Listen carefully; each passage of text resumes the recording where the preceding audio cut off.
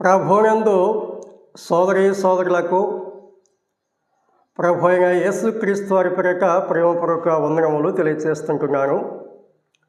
మనము దేవుని పరిశుద్ధ గ్రంథములో ఆదికాండము 1వ అధ్యాయము 20వ వచనములో కొన్ని మాటలు చదువుకుందాం. దేవుడు తన స్వరూపమందు నరుని సృజించెను. దేవుడు తన స్వరూపమందు నరుని సృజించెను. ప్రకటన 3వ అధ్యాయము 7వ వాక్యం చదువుకుందాం. ఫిలదెల్ఫియాలో ఉన్న సంఘపు దూతకు ఇలాగు రాయము: దావీదు తాళపు చెవి కలిగి ఎవరునో వేయలేకుండా తీవాడును, ఎవరునో తీయలేకుండా వేయవాడునైనా సత్య స్వరూపియగు పరిశుద్ధుడు చెప్పు సంగతులు ఏమనగా, సత్య స్వరూపియగు పరిశుద్ధుడు చెప్పు సంగతులు. 6వ అధ్యాయము 10వ వచనం: వారు, నాథా, సత్యస్వరూపి పరిశుద్ధుడ, ఎందాక తీర్పు తీర్చకయు మా రక్తము నిమిత్తము భూనివాసులకు ప్రతిదండన చేయకయు ఉందని బిగ్గరగా కేకలు వేస్తరి. నాథా, సత్యస్వరూపి.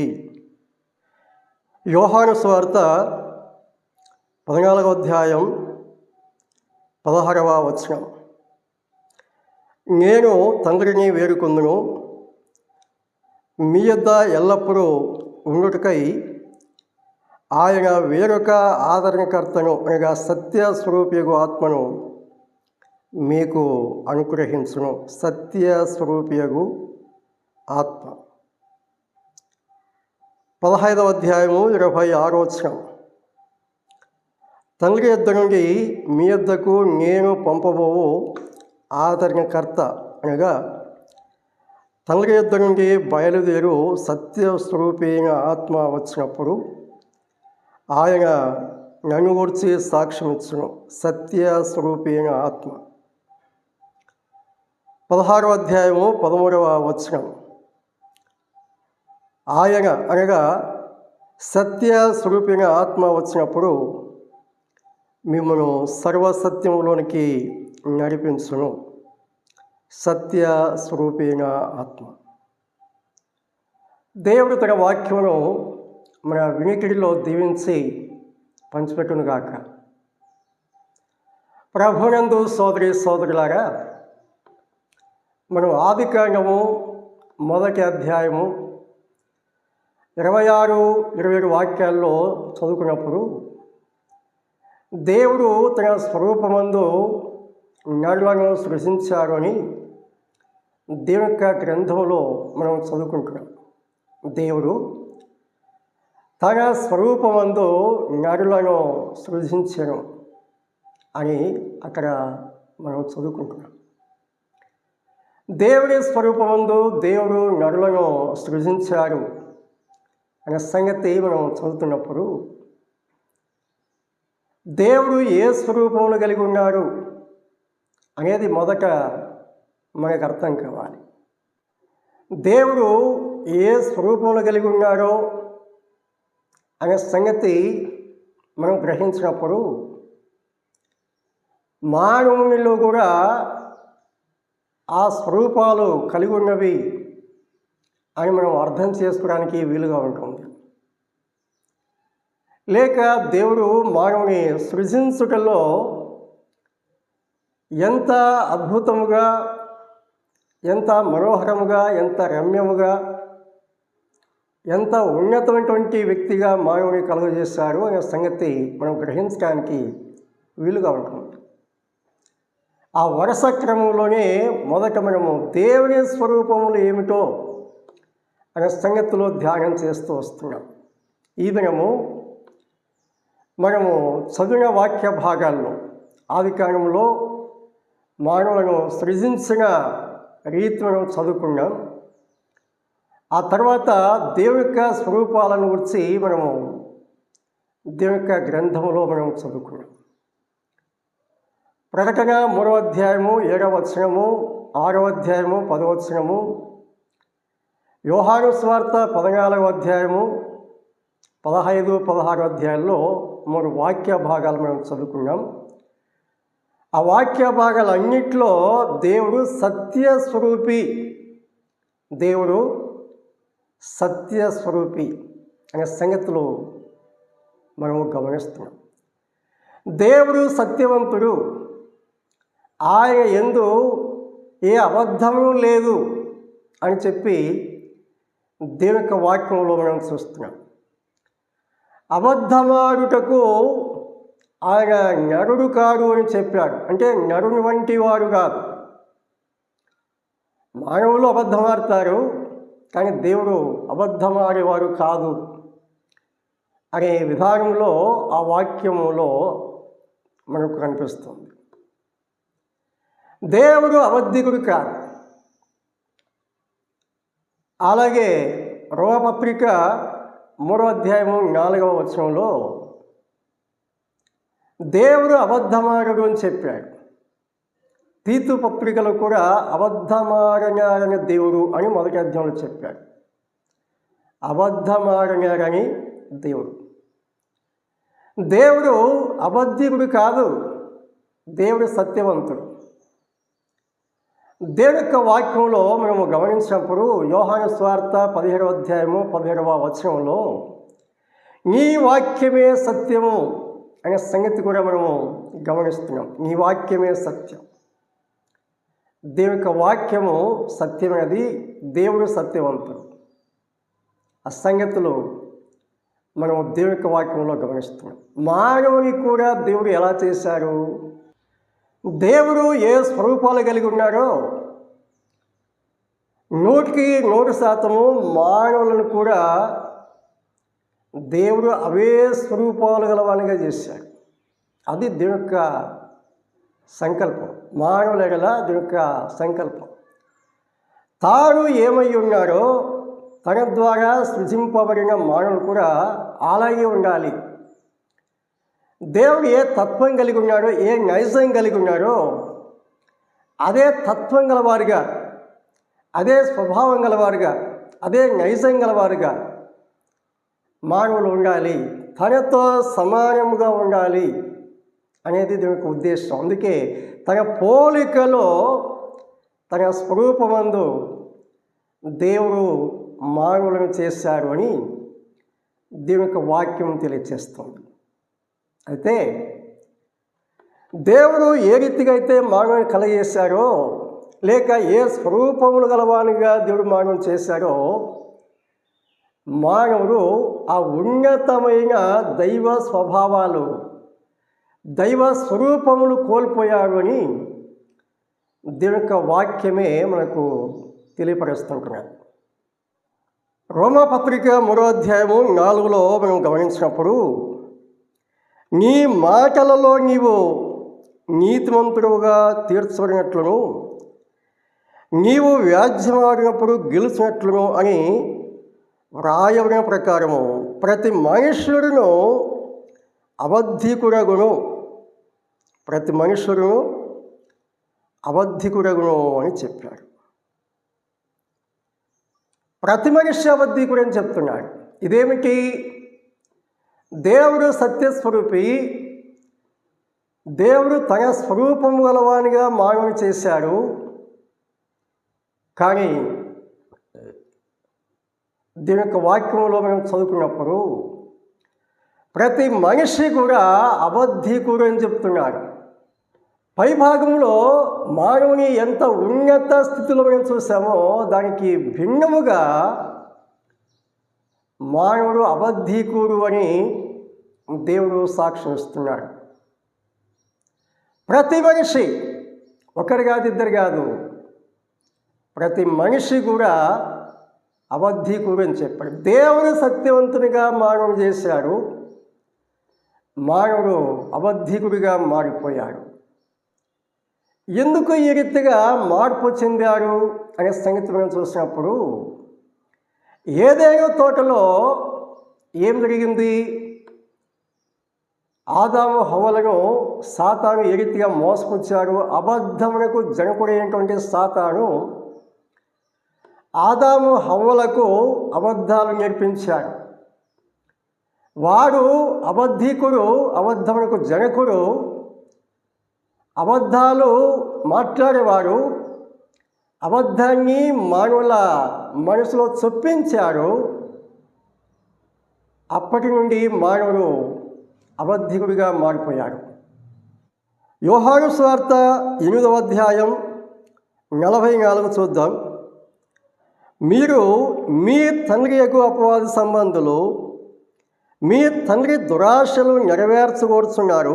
ఆది నుండి వారు నరహంతకుడయ్యుండి సత్యమందు నిలిచినవారు కాడు. వారియందు సత్యమే లేదు. వారు అబద్ధమాడినప్పుడు తన స్వభావము అనుసరించి మాట్లాడును. వారు అబద్ధికుడును, అబద్ధమునకు జనకుడునై ఉన్నారు. నేను సత్యమునే చెప్పుచున్నాను అని ప్రభు ఇక్కడ తెలియజేశారు. సాతాను అనేవారు పరలోకంలోనే వారు అబద్ధాలు ప్రారంభం చేశారు. అబద్ధికుడు, అబద్ధానికి జనకుడు, అబద్ధానికి మూలము సాతానే. ఆ అబద్ధికుడు ఈ సత్య స్వరూపులుగా ఉన్నటువంటి మానవులలో అబద్ధములు చొప్పించి వారిని అబద్ధికులుగా మార్చివేశాడు. అప్పటి నుండి మానవులు అబద్ధికులుగా మారిపోయారు. ఆ ఒకే ఒక కుటుంబం నుండి మానవులు విస్తరించారు కాబట్టి ఆ స్వభావం, ఆ నైజం అనేది మానవులందరికీ సంక్రమించిందని దేవుడు తన వాక్యంలో తెలియపరుస్తున్నాడు. దేవుడు మానవుని ఎంతో శ్రేష్ఠునిగా, సత్యవంతునిగా ఆయన సృజిస్తే మానవుడు అబద్ధికుడుగా మారిపోయాడు. మానవుడు అబద్ధికుడిగా మారిపోయాడు. అబద్ధమును ప్రేమిస్తున్నాడు, అబద్ధమును జరిగిస్తున్నాడు. అబద్ధమునకు శిక్ష ఉన్నది అని దేవుని యొక్క గ్రంథంలో దేవుడు తెలియజేశాడు. అబద్ధికులందరూ అగ్ని గంధకములు గల గుండంలో ప్రవేశిస్తారు అని ప్రకటన 21వ అధ్యాయము 8లో చెప్పాడు. అబద్ధికులందరూ అబద్ధమును ప్రేమించి జరిగించే ప్రతి వారు పరలోకంలో ప్రవేశింపలేరు. వారికి నిర్ణయించుకునే స్థలం ఏమిటి మనం గమనిస్తే అగ్ని గంధకములతో మండు గుండం. అబద్ధం అంటే మానవులకు చాలా సులభం. ఆ గాలి పీల్చుకునేంత సులభంగా అబద్ధాలు ఆడుతుంటారు. నిరాటంకంగా అబద్ధాలు ఆడుతుంటారు. అబద్ధం అనేది తాత్కాలికంగా ఏదో మేలు జరిగిస్తుంది అన్నట్లుగా ఉంటుంది, కానీ అబద్ధం వల్ల జరిగే కీడు అంతింత కాదు. అబద్ధికులందరూ అగ్ని గంధకములు గల గుండంలో పడద్రోబెడదురు. అది 2వ మరణము అని చెప్పాడు. సాతానును దేవుడు ముందుగానే అగ్నిగుణంలో పడవేశారు. ప్రకటన 20వ అధ్యాయము 10లో మనం చూస్తాం. సాతానును దేవుడు నరకంలో పడవేశారని దేవుని యొక్క వాక్యంలో చూస్తున్నాం. అంటే ఇప్పుడు ఇది జరిగిపోయిందని కాదు, రాబోయే కాలంలో అది జరగబోతున్నది. సాతాను ప్రలోభాల ద్వారా దైవ స్వరూపమును కోల్పోయిన మానవులకు దేవుడు తిరిగి తన స్వరూపం ఇవ్వటానికి, దేవుడు తన స్వరూపమును తిరిగి మానవులకు ఇవ్వటానికి పరలోకపు దేవుడు భూలోకానికి దిగివచ్చాడు. మానవుల యొక్క అపరాధాలకు, పాపాలకు, దోషాలకు శిలువలో శిక్ష భరించాడు. ఆయన చనిపోయాడు, సమాధి ఉన్నాడు, తిరిగి లేచాడు, పరలోకానికి వెళ్ళిపోయాడు. ఇప్పుడు ఎవరైతే క్రీస్తు యేసునందు విశ్వాసం ఉంచుతున్నారో వారు నూతన సృష్టిగా మార్చబడుతున్నారు అని దేవుని యొక్క వాక్యంలో మనం చూస్తున్నాం. ఆదికాండము 1-2 అధ్యాయాల్లో చెప్పబడినది పాత సృష్టి అనగా మానవుని గురించిన సంగతులను ఆలోచించినప్పుడు అది పాత సృష్టి లేక పాత నిర్మాణం, మొదటి నిర్మాణం. కానీ యేసుక్రీస్తునందు విశ్వాసించడం ద్వారా ఒక వ్యక్తి నూతన జన్మానుభవం పొందుతున్నారు లేక నూతన సృష్టిగా మార్చబడుతున్నారు అని దేవుని యొక్క గ్రంథంలో దేవుడు మనకు తెలియపరుస్తున్నాడు. కొరింథీయుల పత్రిక 5వ అధ్యాయము 17లో మనం చదువుకున్నప్పుడు, ఎవరైనా క్రీస్తునందున్న ఎడల వారు నూతన సృష్టి, పాతవి గతించెను, ఇదిగో క్రొత్తవాయను అని చెప్పాడు. పాతవి గతించెను. ఎప్పుడు? ఎవరైనాను క్రీస్తునందు ఉన్న ఎడల, క్రీస్తునందు ఉన్నట్లయితే ఆ పాత స్వభావాలు ఏవి? సాతాను ద్వారా సంక్రమించినటువంటి ఆ పాత స్వభావం, స్వరూపం, పాప స్వరూపం తొలగించబడి క్రీస్తు యేసునందు విశ్వాసించిన వారు క్రీస్తు యేసు యొక్క స్వరూపాలు తిరిగి పొందుతున్నారు అనే సత్యం దేవుని యొక్క వాక్యంలో మనం చూస్తున్నాం. క్రీస్తునందున్న ఎడల నూతన సృష్టి, న్యూ క్రియేషన్ అని చెప్పాడు. కొత్త జన్మ, కొత్త సృష్టి అని చెప్పాడు. నీవు క్రీస్తునందున్నావా లేక సాతాను నందు ఉన్నావా? ఖచ్చితంగా తేల్చుకోవాల్సిన సమయం.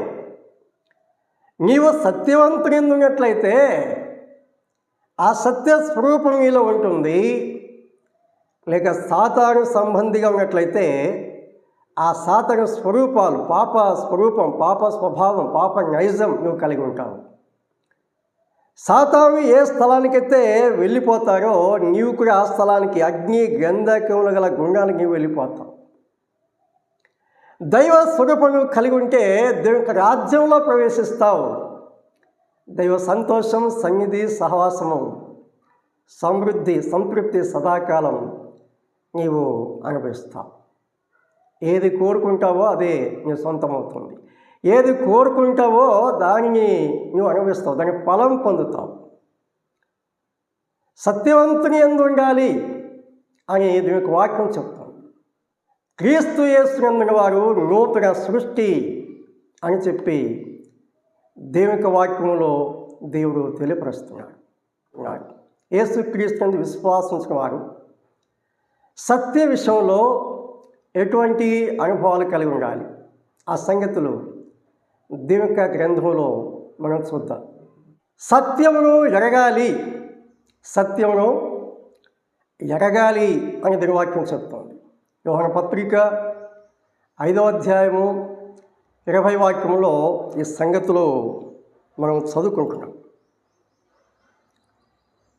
మనము సత్యవంతుడైన వారిని ఎరుగవలనని దేవుని కుమారుడు వచ్చి మనకు వివేకము అనుగ్రహించున్నారు అని ఎరుగుదుము. మనము సత్యవంతుడైన వారిని ఎరగాలి. యేసుక్రీస్తు వారు ఎందుకు ఈ లోకానికి వచ్చారో ఈ వాక్య భావంలో దేవుడు తెలియపరుస్తున్నాడు. సత్యవంతుని ఎరగాలి, సత్యవంతుడైన దేవుని ఎరగాలి అని దేవుడు కోరుతున్నాడు. అలాంటి అనుభవం కలిగి మనం జీవించాలని దేవుడు తెలియపరుస్తున్నాడు. రెండవదిగా సత్యమును నమ్మాలి, సత్యమును ఎరగాలి, సత్యమును నమ్మాలి. తెస్సలోనిక 2వ పత్రిక 2వ అధ్యాయము 13లో ఈ సంగతి మనము గమనిస్తున్నాం. సత్యమును నమ్ముట ద్వారా రక్షణ పొందగలము. సత్యవంతుడైన క్రీస్తు యేసునందు క్రీస్తు బలియాగమును నమ్ముట ద్వారా మనం ఆత్మరక్షణ పొందగలము, నిత్య జీవం పొందగలము, పాప క్షమాపణ పొందగలము అనే సంగతులు దేవుని యొక్క వాక్యంలో మనము చూస్తున్నాం. దేవుని ఎరిగి ఉన్నారా? సత్యవంతుడైన దేవుడు ఎరిగి ఉన్నారా? సత్యవంతుని నమ్మి ఉన్నారా? ఇంకా నమ్మకపోతే ఇప్పుడైనా నమ్ముట ఎంతో మేలు. కాబట్టి నమ్మని వారు సత్యవంతుడైన దేవుడు ఎరిగి ఆయన విశ్వాసం ఉంచి పాపక్షమాపణ పొందాలని, ఆత్మరక్షణ పొందాలని దేవుడు తెలియచేస్తుంటున్నాడు. మూడవదిగా సత్యమునందు ప్రతిష్ఠింపబడాలి.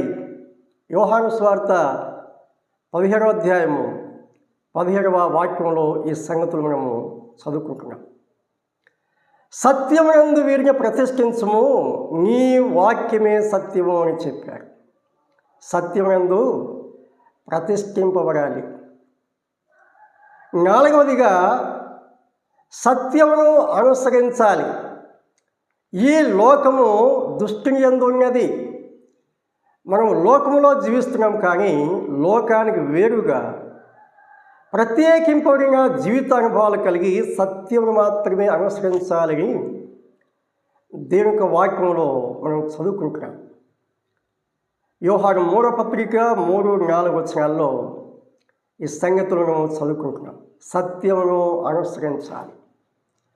ఆనాటి భక్తులు సత్యమును ప్రేమించారు, సత్యమును అనుసరించారు. మనం కూడా సత్యమును ప్రేమించాలి, సత్యమును అనుసరించాలని దేవుడు తన వాక్యం ద్వారా మనకు తెలియపరుస్తుంటున్నాడు. ఐదవదిగా సత్యమునకు సాక్షులుగా ఉండాలి. సత్యమునకు సాక్షులుగా ఉండాలి. యోహాను సువార్త 5వ అధ్యాయము 33వ వచనంలో మనం చూస్తున్నాం. ప్రభువైన యేసుక్రీస్తు వారి గురించి యోహాను ఏం చేస్తారో ఆ వాక్య భావంలో చూస్తున్నాం. సత్యము గురించి అతడు సాక్షిగా వచ్చాను అని చెప్పాడు. బాప్తిసం ఇచ్చి యోహాను ఏం చేశాడు? సత్యవంతుడైన క్రీస్తు యేసుని గురించి సాక్ష్యం ఇచ్చాడు. సాక్ష్యము కలిగి ఉన్నాడు, సాక్ష్యం ఇచ్చాడు. మనం కూడా ఏం చేయాలి? సాక్ష్యము కలిగి ఉండాలి. అలాగే క్రీస్తు యేసు వారి గురించి సాక్ష్యం ఇవ్వాలి. యేసుక్రీస్తు వారు తెలియచేశారు, భూదిగంతముల వరకు నాకు సాక్షులయ్యుందురు అని చెప్పాడు. ఎంతవరకు? భూదిగంతముల వరకు నాకు సాక్షులుగా ఉంటారు. సాక్ష్యం ఇవ్వాలి. దానికి ముందుగా సాక్ష్యం కలిగి ఉండాలి. యేసుక్రీస్తు ప్రభువారు సత్యసాక్షి. కాబట్టి మనం కూడా సత్యమును అనుసరిస్తూ సత్యవంతుడైన క్రీస్తుని గురించి సాక్ష్యం ఇవ్వాలని దేవుని యొక్క వాక్యంలో దేవుడు తెలియపరుస్తుంటున్నాడు. ఆరవదిగా మనము సత్యమునకు సహాయం చేయాలని చెప్పాడు. యోహాను 3వ పత్రిక 8లో ఈ సంగతి మనము గమనిస్తున్నాం. సత్యమునకు సహాయులుగా ఉండాలి. అనగా అర్థం ఏమిటి? ఎవరైతే దేవుని యొక్క సంకల్పానుసారంగా దేవుని యొక్క పిలుపును అనుసరించి దేవుని యొక్క సేవకు సమర్పించుకొని సేవ చేస్తున్నారో వారి విషయంలో మనము సహకారులుగా ఉండాలి. వారు అన్యుల ద్వారా ఏమీ పుచ్చుకోకుండా వారు ప్రభువుని సేవిస్తున్నారని పైభాగంలో మనం చదువుకుంటున్నాం.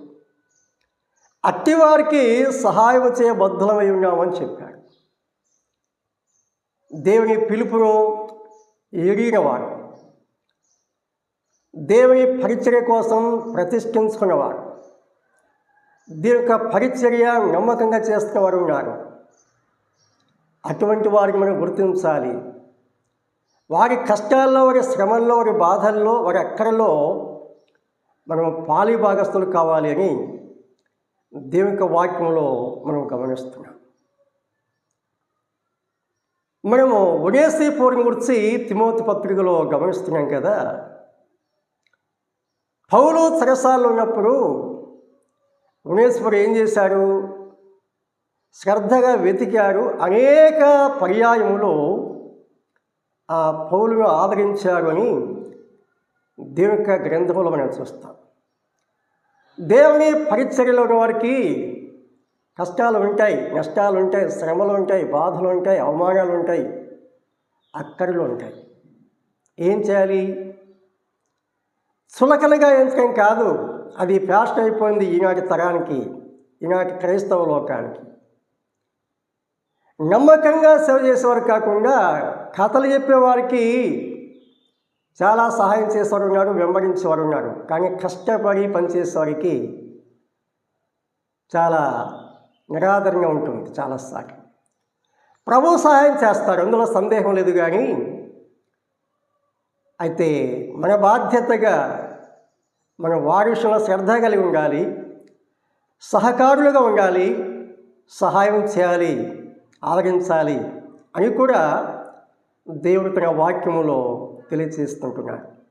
కాబట్టి సహాయం చేసేవారుగా ఉండాలని చెప్పాడు. 7వదిగా సత్యముతో ఆరాధించాలి. యోహాను సువార్త 4వ అధ్యాయం 23, 24 వచనాలు మనం చదువుకుంటున్నాం కదా. దేవుడు ఆత్మ గనుక ఆయనను ఆరాధించువారు ఆత్మతోనూ తర్వాత సత్యముతోనూ ఆయనను ఆరాధించాలి. దేవుడు ఆత్మస్వరూపి కాబట్టి ఆత్మతో ఆరాధించాలి. దేవుడు సత్యస్వరూపి కాబట్టి సత్యముతో ఆరాధించాలి. ఆయన యథార్థవంతుడు కాబట్టి ఆయనను యథార్థంగా ఆరాధించాలని కూడా ఆ వాక్యభావంలో చెప్పాడు. సత్యంతో ఆరాధించాలంటే సత్యవంతుడైన యేసుక్రీస్తునందు విశ్వాసం ఉంచిన అనుభవం కలిగి ఉండాలి, సత్యమును ఎరిగిన వారుగా ఉండాలి, సత్యమును నమ్మిన వారుగా ఉండాలి, సత్యం కోసం ప్రతిష్ఠింపబడేవారుగా ఉండాలి, సత్యమును అనుసరించేవారుగా ఉండాలి, సత్యమును ప్రేమించేవారుగా ఉండాలి, సత్యమునకు సహాయం చేసేవారుగా ఉండాలి. అలాంటి అనుభవాలు కలిగి సత్యంతో ఆత్మ నడిపింపుతో ఆ ప్రభువును ఆరాధించాలి, సేవించాలి అని దేవుడు మనకు తెలియపరుస్తున్నాడు. దేవుడు సత్యవంతుడు, సత్యస్వరూపి. ఆ దైవ స్వరూపంలో దేవుడు మానవుని చేశారు. సాతాను యొక్క ప్రలోభాల వల్ల దైవ స్వరూపాలు మానవుడు కోల్పోయాడు. కోల్పోయిన దైవ స్వరూపాలను మానవునికి ఇవ్వటానికి యేసుక్రీస్తు ప్రభువు ఈ లోకానికి వచ్చి శిలువలో శిక్ష పొంది చనిపోయి సమాధి చివరి తిరిగి లేచారు.